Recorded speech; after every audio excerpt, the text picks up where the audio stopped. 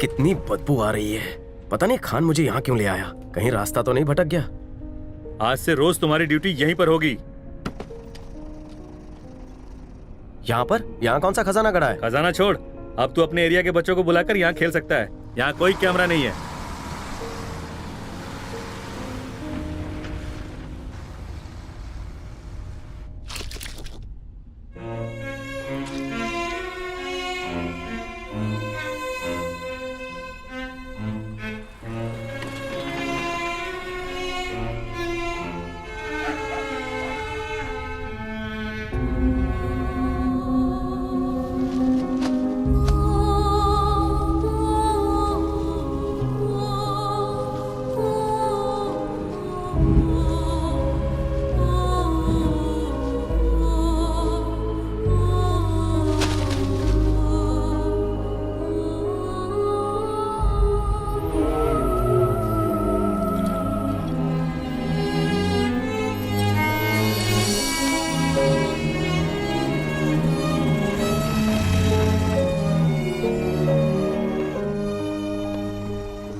इसकी तो किस्मत चमक गई।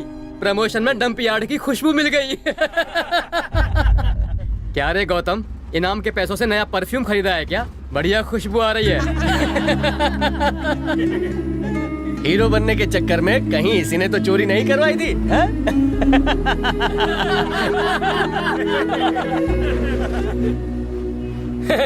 बाबा जी की तावीज पहनकर इसने तो अपना रेप ही करवा लिया है।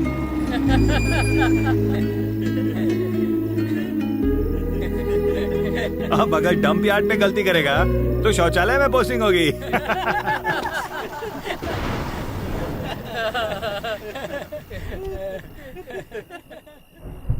सिक्योरिटी एजेंसी ने लूट की इंक्वायरी शुरू कर दी है। सीसीटीवी कैमरे के फुटेज से पता चला है कि सिक्योरिटी गार्ड गौतम के गैर जिम्मेदाराना बर्ताव की वजह से ये लूट हुई। लुटेरे तो पकड़े गए। आ गया बेवकूफ, अपने साथ हमारे बस्ती का भी नाम बदनाम कर दिया। ऐसे आदमी को तो यहाँ से धक्के मार के निकाल देना चाहिए।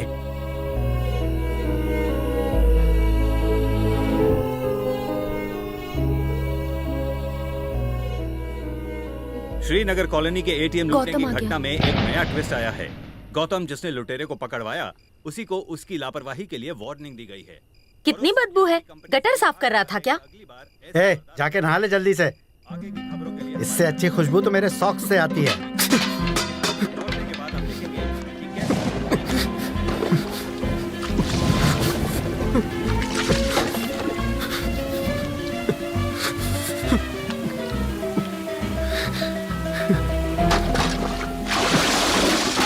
अब भी बदबू आ रही है।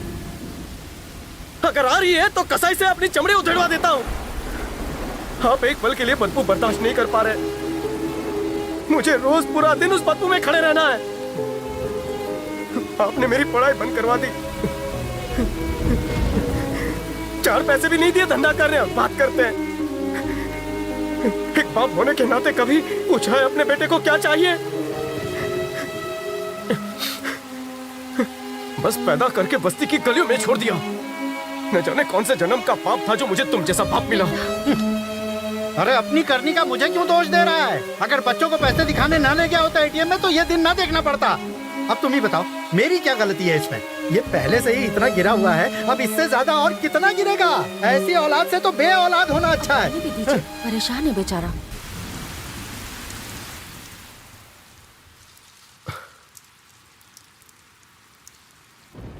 बाहर से ज्यादा बरसात तो यहाँ पर है।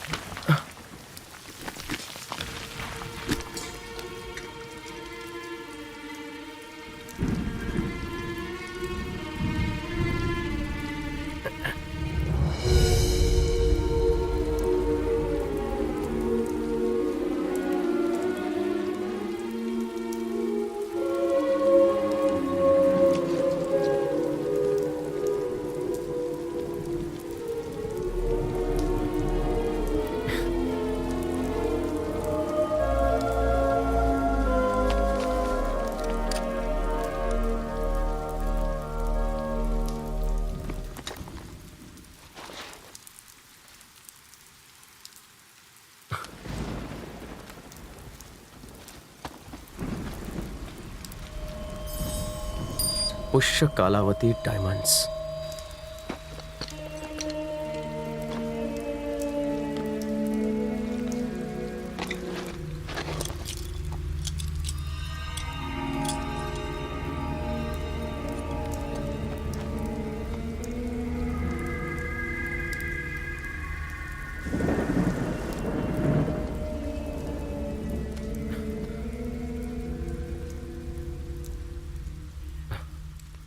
मैं सत्यनारायण वर्मा इस वसीयत में अपनी सारी जायदाद अपने बेटे नरेंद्र वर्मा के नाम कर रहा हूँ।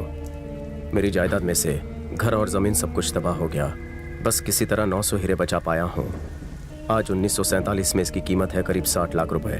इन हीरों पर सिर्फ मेरे बेटे का और फिर उसके बेटे का और फिर उनके वारिस का हक रहेगा और कोई इसका मालिकाना हक नहीं जता सकता। पापा पापा पापा उठिए ना। अरे क्या है? उठिए ना पापा। अरे सोने देना भाई। देखिए मेरे दादाजी आपके लिए वसीयत छोड़ कर गए हैं। हैं? लिखा है उन्होंने आपके लिए 900 हीरे छोड़े हैं। एक काम कर, मैं तुझे सुबह लॉकर की चाबी दे दूंगा, तू जाकर वहाँ डिपॉजिट कर देना, ठीक है? अब मुझे सोने दे। अरे बाद में सोइएगा। उठिए। क्या है? जरा इस वसीयत पर एक नजर तो डालिए। उन्होंने हम लोगों के लिए 900 हीरे रखे हैं। पढ़िए। मुझे लगता था हमारे घर में सिर्फ एक ही पागल पैदा हुआ है। तेरे दादा भी सरफिरे थे, आज पता चला। बेटे, तेरे दादा ने शायद इतनी जायदाद मेरे लिए कमाने के सपने देखे होंगे।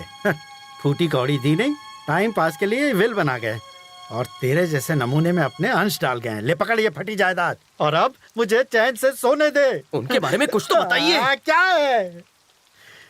मैं छोटा था तभी तेरे दादाजी गुजर गए। कुछ सालों के बाद तेरी दादी भी गुजर गई।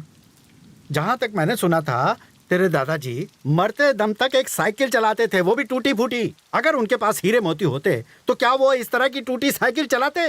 सुन, मुझे तो लगता है उनके भी दिमाग का सर्किट उड़ गया था जो ये विल बनाई। वो तो मर गए, अब तू मुझे क्यों मार रहा है? जा जाके सो जा वरना मम्मी को बुलाऊंगा।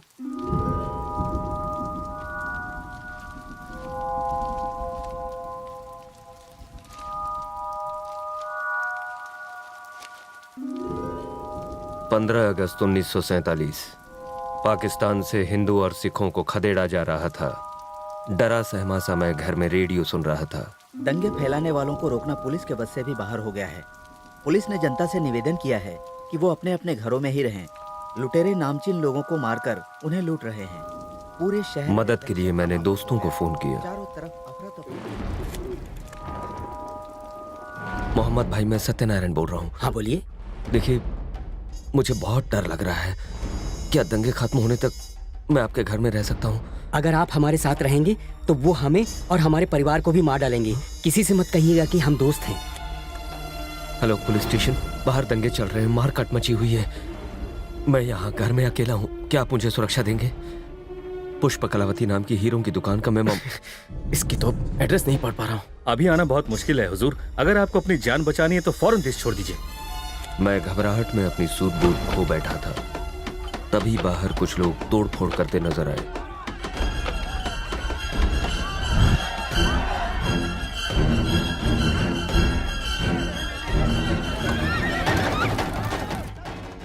इससे पहले कि वो मुझ तक पहुंचते, मैंने वहां से निकलने का फैसला किया।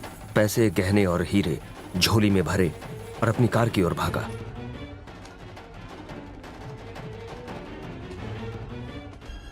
कुछ लोगों ने मुझे भागते हुए देख लिया और मेरा पीछा करने लगे, पर किसी तरह से मैं वहां से बच निकला। वो जानते थे कि मेरे पास बेशकीमती हीरे हैं। मुझे मेरी मौत का खौफ था, इसलिए कुलदेवी मां हिंगलाज देवी के रास्ते में दर्शन किए और तेजी से आगे बढ़ता रहा। पूरा इलाका लाशों का ढेर बन चुका था। चारों ओर मारकाट मची हुई थी। भागने के रास्ते कम थे। जब मैं छोटा था तो मुझे पता था कि राजा युद्ध के दौरान किसी गुप्त रास्ते से जाया करते थे। एक दिन मैंने वो देख लिया, पर अंदर जाने की कभी हिम्मत नहीं हुई। लेकिन आज जोखिम उठाने के अलावा और कोई रास्ता नहीं था। ये आधे पन्ने तो दिमाग खा गए हैं। डरता हुआ मैं खुफिया रास्ते में दाखिल हुआ। सीढ़ियों से उतरता हुआ नीचे गया। दरवाजा खोला तो सामने एक खौफनाक बड़ी गुफा थी। मेरे कदमों की आहट भी मुझे डरा रही थी। उस भूल भुलैया में पता नहीं मैं कहां जा रहा था। तभी अचानक एक कंकाल से टकराया। कंकाल से टकराते ही एक चेन मेरे हाथ में गिरी। मैं डर गया। चेन लेकर मैंने वापस लौटने का फैसला किया। सारे रास्ते एक जैसे थे, इसलिए मैं रास्ता भटक गया। 4 घंटों पागलों की तरह अंदर घूमने के बाद मैंने जीने की उम्मीद छोड़ दी। मैं बुरी तरह से थक गया था, इसलिए मैं आराम करने के लिए एक जगह रुक गया। मैं जहां बैठा था वहां धातु के पक्षी बने हुए थे। उनमें से एक के अंदर मेरे हीरों की थैली गिरी। वजन पड़ते ही उस पक्षी का पंखनुमा ढक्कन बंद हो गया। स्तंभ के ऊपर का हिस्सा खुला और मेरे पैसे, गहनों की पोटली कहीं अंदर चली गई। स्तंभ के ऊपर के हिस्से को मैंने काफी खोलना चाहा, पर वो खुला नहीं। पास रखे पत्थर को हटाना चाहा, पर वो टूट गया। तभी जमीन हिलने लगी, मानो भूकंप आ गया हो। पत्थर का पुल 2 हिस्सों में बट गया और मैं नीचे जा गिरा। सिर्फ भगवान ही जानते हैं कि मैं उस मौत के कुएं से कैसे बचा। मेरे लिखे रास्ते पर अगर कोई जाता है तो शायद उसे खोए हीरे मिल जाए।